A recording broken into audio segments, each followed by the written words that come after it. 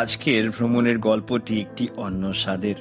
অনুভূতির তারতম্য ও রোমাঞ্চ সবটাই বর্তমান। ভারত মহাসাগরের আদর আতুর নাতিশীতোষ্ণ জলের ছত্রছায়ায় হয়তো আমি আজ প্রথমবার টাইম ডাইলেশন অনুভব করলাম। সময় থেমেছিল।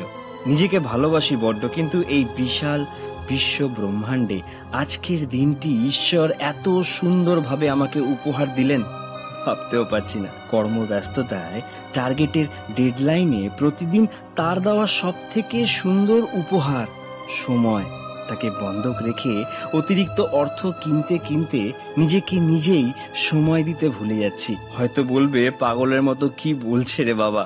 বলতে দাও, যাকে যা ইচ্ছা বলতে দাও, আমাকে পাগলই থাকতে দাও। হ্যালো, আমি অভিষেক। আজ আপনাদের ঘুরিয়ে দেখাবো গিলি আইল্যান্ড। এটি আমার গিলি আইল্যান্ডের দ্বিতীয় দিন। এর আগে ইন্দোনেশিয়া পৌঁছে কুটা নুসা পেনিডা ভ্রমণের গল্প আপনাদেরকে আগেই শুনিয়েছি। চলুন তাহলে বেরিয়ে পড়া যাক। আমি ম্যাপের মাধ্যমে ছোট্ট করে একটা রিক্যাপ দিচ্ছি, আর তারপরে শুরু করছি আমার সপ্তম ভিডিওটি। সঙ্গে থাকুন। আগের ভিডিওতে অলরেডি আমি দেখিয়েছি আমি কিরকম ভাবে প্রথমে ইন্দোনেশিয়াতে এসে পৌঁছাই, সেটা আমি দেখাচ্ছি। আমি ইন্ডিয়া থেকে প্রথমত ইন্দোনেশিয়াতে আসি।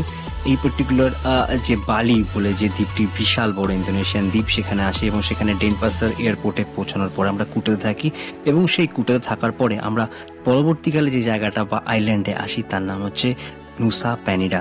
নুসা পেনিডাতে থাকার পরে এখান বিউক বলে যে হারবার রয়েছে, তার পথ ধরে আমরা কিন্তু 2 ঘন্টা অতিক্রম করে এই সমুদ্র ভারত মহাসাগর পেরিয়ে যেই পার্টিকুলার 3টি ছোট ছোট দ্বীপ দেখছেন, তার মধ্যে একটি দ্বীপ হচ্ছে গিলি ত্রাভাঙ্গান। সেখানে আমরা অ্যাস্টন যে সানসেট বিচ রয়েছে সেই পার্টিকুলার হোটেলে এসে পৌঁছাই। আগের দিন পদব্রজে হোটেল আসার পথে স্নরকেলিং আর বোট জার্নির সমস্ত এস্টিমেট নিয়েছিলাম।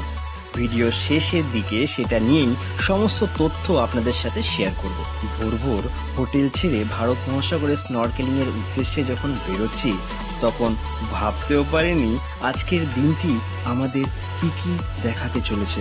গিলি ত্রাভাঙ্গান হারবারটিতে পৌঁছালাম। অসম্ভব সুন্দরী জায়গাটি। আমরা এক নতুন গন্তব্যের উদ্দেশ্যে রওনা হতে চলেছি। গিলি ত্রাভাঙ্গান থেকে প্রথমে যাব গিলি মেনো দ্বীপটির সামনের একটি অপূর্ব অভিজ্ঞতাকে সশরীরে উপলব্ধি করতে। সমুদ্র মন্থনে অমৃত প্রাপ্তির সাথে সাথে গরলও উঠেছিল। সমুদ্রের যে অঞ্চলটিতে আমরা জলে নামবো, সেখানকার কোরাল লাইফ আর জলের উষ্ণতা সামুদ্রিক জীবনকে চরমভাবে আকৃষ্ট করে। এখানে যেমন আছে parrot fish, clown fish, banner fish, ঠিক তেমনি আছে হোয়াইট টিপ আর black tip reef sharks, octopus, sea snakes আর মরে এলস। তাই আমাদের বোটের ক্যাপ্টেন যখন ফার্স্ট স্পটে নামতে বলল আমাকে, আমি যে একদমই ভয় পাইনি সেটা বললে চরম মিথ্যা কথা বলা হবে। কিন্তু জলে নেবে প্রথমেই যা দেখলাম, তাতে এতক্ষণের ভয় নেহাতি ছেলে মানুষই বলে মনে হচ্ছিল। ভয় তখন বিস্ময়ের রূপ নিল। এই অভিজ্ঞতা, এই দৃশ্য চোখ দিয়ে দেখে আমার স্নায়ুর মাধ্যমে কম্পাইল করে আমার মস্তিষ্কের মাধ্যমে রান করে যে আউটপুট পেলাম, তার জন্য আমি সমুদ্র মন্থনে যে 14 প্রকারের রত্ন উঠেছিল তাও ত্যাগ করতে আমার এক মুহূর্ত ভাবতে হতো না। সমুদ্রের 4 মিটার নিচে এই স্কাল্পচার দেখে সত্যি বুঝতে পারলাম গিলির নাম্বার 1 অ্যাট্রাকশন একে কেন বলা হয়। 48টি মূর্তির সার্কুলার ফরমেশন সার্কেল অফ লাইফকে ডিনোট করে। প্রতিটি মুহূর্ত সম্পূর্ণ অনুভূতি দিয়ে উপভোগ করলাম। আগেই বলেছি, এখানকার জলের ফেভারেবল উষ্ণতার জন্য প্রচুর ধরনের মাছের চারণভূমি এই অংশটি। অ্যাকোরিয়ামের বাইরে থেকে মাছেদের খাওয়ানো আর মহাসাগরে তাদের মধ্যে তাদের আড্ডায় এসে তাদেরকে খাওয়ানোর ব্যাপারটা একটা সত্যি অভিজ্ঞতা বটে। তরাইয়ের বনভূমির মতো সুন্দর, কিন্তু তার থেকেও অনেক গুণ মায়াবী কোরালের সবুজ পৃথিবীর ওপর দিয়ে ভেসে বেড়ালাম।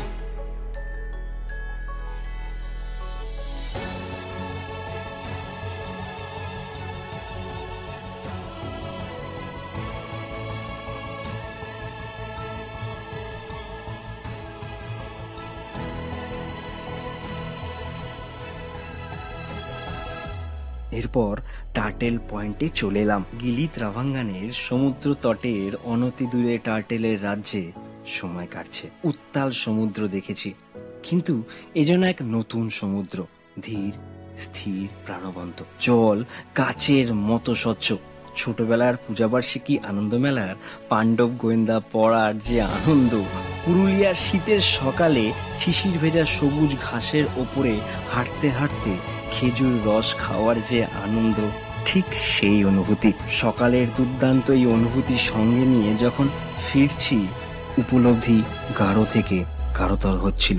ঈশ্বর আছেন এবং তিনি সর্বত্র বর্তমান। এই নাস্তিকের জন্য তিনি যে খামটি পাঠিয়েছিলেন, জলের গভীরে সেই হারানো খামটি খুঁজে পেলাম। শুধু শুধু ভেসে থাকার আনন্দ, কারণ ছাড়াই যোগা, ক্লান্তির মধ্যে শান্তির যে অনুভূতি, সেটা চরম ছিল। এবার আসি সমুদ্রের ট্রিপগুলোর প্রকারভেদে।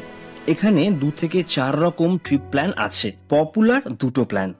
আমরা যে ট্রিপ প্ল্যানটি নিয়েছিলাম তাতে আমরা 3 জনে একটি স্পিডবোট, ক্যাপ্টেন এবং একজন গাইড পেয়েছিলাম। আমরা গিলি ত্রাভাঙ্গান থেকে প্রথমে গিলি মেনর সামনে বাসনেস্ট স্ট্যাচুস দেখি, coral, parrot fish, clown fish প্রভৃতি দেখে আসি গিলি ত্রাভাঙ্গানের টার্টেল পয়েন্টে। টোটাল টাইম 3 ঘন্টা। পার হেড পড়েছিল আমাদের 900 টাকা করে। এ যেন 900 টাকায় স্বপ্নের দুনিয়া দেখা। নেক্সট প্ল্যান, সেখানেও আপনি স্পিডবোট, ক্যাপ্টেন এবং একজন গাইড পাবেন, তবে আপনার ট্যুর টাইম হবে 4.5 ঘন্টার থেকে একটু বেশি।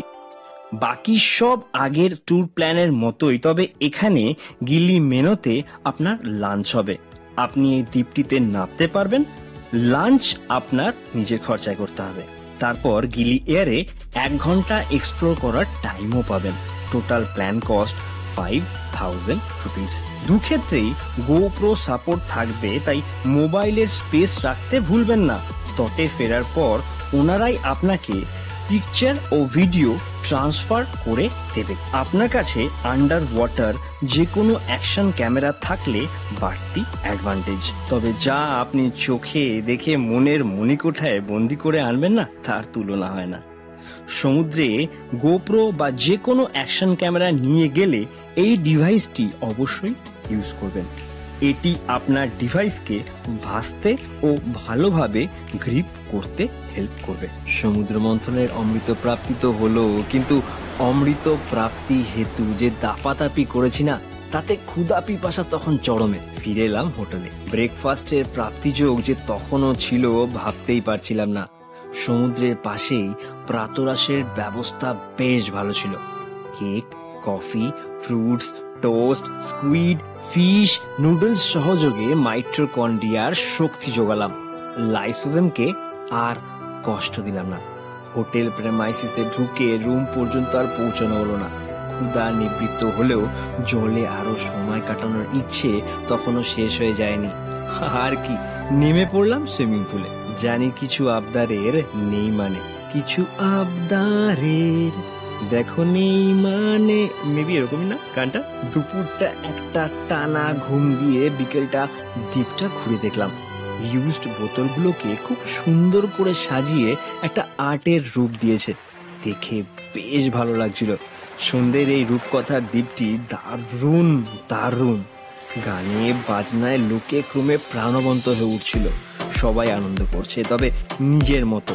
মার্জিত ভাবটাও বেশ অনুভব করি সকলের মধ্যে। নেক্সট মর্নিং সাইকেল হ্যান্ডওভার করে বিদায় জানানোর সময় বেশ খারাপই লাগছিল। টাঙ্গায় চললাম, তবে মনটা পড়ে রইল বিগত 48 ঘন্টায়। টাঙ্গা গাড়ি সময় তালে তালে তাল মিলিয়ে চলল গিলি ত্রাভাঙ্গাম হারবারের দিকে। এলোমেলো মনটা একত্রিত করতে করতে হারবার পৌঁছালাম। গিলি দ্বীপটিকে একটি মাত্র হারবার। গিলি থেকে রওনা হলাম আমাদের নেক্সট গন্তব্যের উদ্দেশ্যে।